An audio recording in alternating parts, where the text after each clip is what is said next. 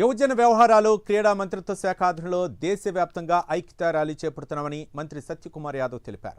October 31న Sardar Vallabhbhai Patel 150వ జయంతి సందర్భంగా ఐక్యతా దినం కార్యక్రమం చేపట్టబోతున్నామని చెప్పారు. కార్యక్రమంలో భాగంగా అనంతపురం నగరంలో ఆర్ట్స్ కళాశాల నుంచి 5 కిలోమీటర్ల ర్యాలీ చేస్తామన్నారు మంత్రి. ఈ ప్రోగ్రాంలో యువత, స్వచ్ఛంద సంస్థలు, విద్యార్థులు పాల్గొనాలని మంత్రి సత్యకుమార్ యాదవ్ పిలుపునిచ్చారు.